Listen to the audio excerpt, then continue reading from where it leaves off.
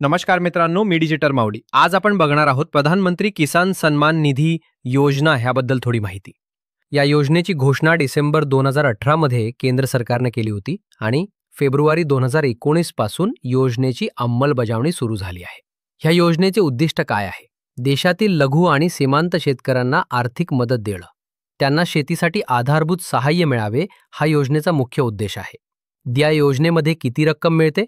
दरवर्षी 6,000 रुपये शेतकऱ्याच्या बँक खात्यात दिले जातात. ही रक्कम 3 समान हप्त्यांमध्ये बँक खात्यामध्ये जमा केली जाते. पहिला हप्ता एप्रिल ते जुलै महिन्याच्या दरम्यान येतो, दुसरा हप्ता ऑगस्ट ते नोव्हेंबर महिन्याच्या दरम्यान येतो, तिसरा हप्ता डिसेंबर ते मार्च महिन्याच्या दरम्यान येतो. ह्या योजनेसाठी पात्रता काय आहे?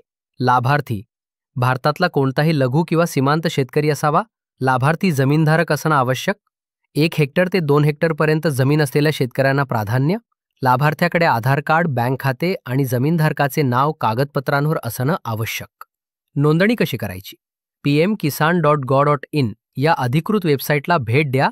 फार्मर्स कॉर्नरमध्ये न्यू फार्मर रजिस्ट्रेशन निवडा. आधार क्रमांक, मोबाईल नंबर आणि बँक तपशील भरा. जमीन दस्तऐवज अपलोड करा. नोंदणीनंतर eKYC पूर्ण करा. या योजनेसाठी कागदपत्र कोणती लागतात?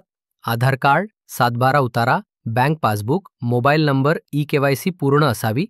आणि शेतकऱ्यांसाठी एक आनंदाची बातमी आहे. 20वा हप्ता 2 ऑगस्ट 2025 रोजी खात्यात जमा होणार. अशाच नवनवीन व्हिडिओ पाहण्यासाठी आपले डिजिटल माऊली ह्या चॅनलला सबस्क्राईब करायला विसरू नका.